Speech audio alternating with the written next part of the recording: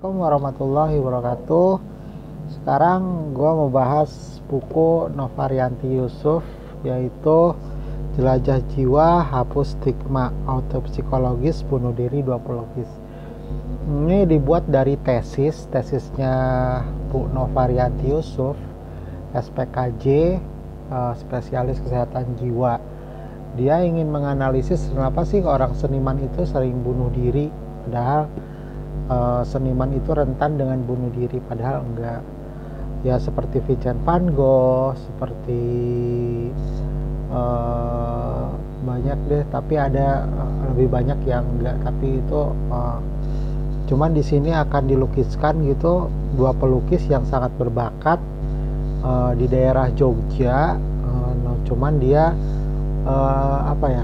karena mengalami gangguan kejiwaan,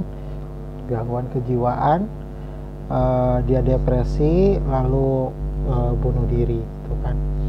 Ini dibahas dari masa kecilnya dua pelukis itu, masa kecil dua pelukis sampai ketika sekolah di Institut Seni Indonesia, sampai kemana-mana, sampai ke biopsikologisnya, sampai ke biososialnya, itu dibahas semua di dalam buku ini. Novarianti Yusuf adalah anggota DPR yang dulu itu menelurkan undang-undang kesehatan jiwa, undang-undang kesehatan mental, bahwa orang gangguan jiwa itu dilindungi oleh pemerintah gitu kan. Ada undang-undangnya, jadi gak boleh istilahnya mengejek orang yang sakit jiwa, orang yang mengalami gangguan bipolar atau mengalami gangguan-gangguan lainnya, mengalami gangguan skizofrenia atau yang lainnya. Dan ini merupakan dua potret yang bisa membuat jadi pelajaran gitu kan. Karena orang yang kerapuhan mental itu ya bisa saja berbuat nekat gitu kan.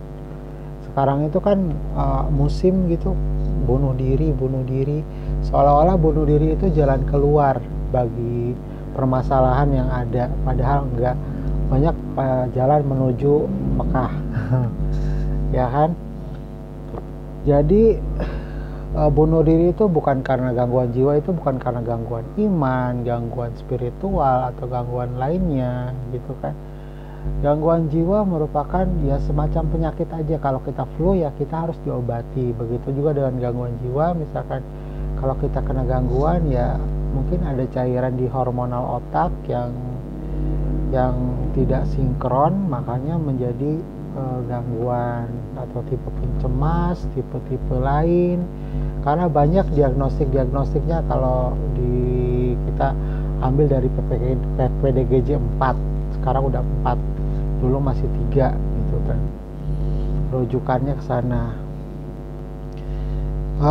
Buku ini sangat bagus sekali gitu kan. Nanti terakhirnya itu ada terakhirnya itu ada kata-kata dari Hemingway, kata-kata dari sosiologis Emil Durkheim gitu kan, tentang meneliti tentang aspek bunuh diri, bahwa bunuh diri itu dapat dicegah. Nah, kenapa sih orang mengalami bunuh diri? Mengalami bunuh diri itu biasanya bebannya terlalu banyak daripada apa yang ini. Orang-orang sudah mulai putus asa, dan itu yang sering menyebabkan bunuh diri. Misalkan akibat bullying, akibat kekerasan rumah tangga, akibat kekerasan mental, akibat diejek, akibat diledek, akibat banyak misalkan nggak salah, diperlakukan seperti salah gitu kan. Dan itu yang menyebabkan orang-orang mengalami gangguan mental, gangguan jiwa. Dan itu bisa saja menjadi seperti seperti banyak sih orang-orang yang mengalami kasus kekerasan seksual atau kekerasan psikologis, baik verbal atau baik fisik, itu bisa mengalami gangguan kejiwaan karena menghadapi trauma yang flashback yang tidak mau maju gitu kan. Nah itu yang menyakitkannya bagi seorang yang butuh dukungan suportif, butuh dukungan kebaikan, butuh dukungan apa ya, ayo lakukan, gak ada apa-apa, maju terus gitu kan. Dan ini yang merupakan potret buku bahwa selalu ada semangat, spirit gitu kan, untuk mengalami pemulihan dari gangguan kejiwaan. Di sini buku Novarianti Rusup ada berapa lembar ya? 289 lembar. Dan buku ini komprehensif sekali dibahasnya. Oke, itu saja. Mungkin Anda harus baca, yang pemerhati kesehatan mental, pemerhati gangguan jiwa harus baca ini. Buku ini sangat wajib kali ya, wajib baca gitu kan. Kenapa sih? Terus ada tindakan preventif untuk kalau orang sudah memikirkan ya, gue kayaknya gini-gini deh. Di sini ada orangnya tipenya humoris loh, humoris yang gak nyangka akan berakhir bunuh diri gitu kan.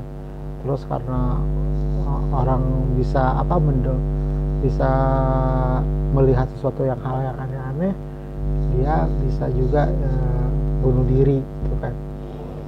Nah itu hal yang harus dapat kita pahami, mengenali beberapa kejiwaan yang akan membuat orang menjadi paham betapa mahalnya kesehatan mental, betapa pentingnya kesehatan mental untuk untuk diri kita gitu kan. Sampai harus ada undang-undangnya dan harus dilaksanakan. Jadi tidak hanya di atas kertas. Baik, itu saja pembukaan dari buku ini. Sekarang udah mulai maghrib, mau sholat dulu. Assalamualaikum warahmatullahi wabarakatuh.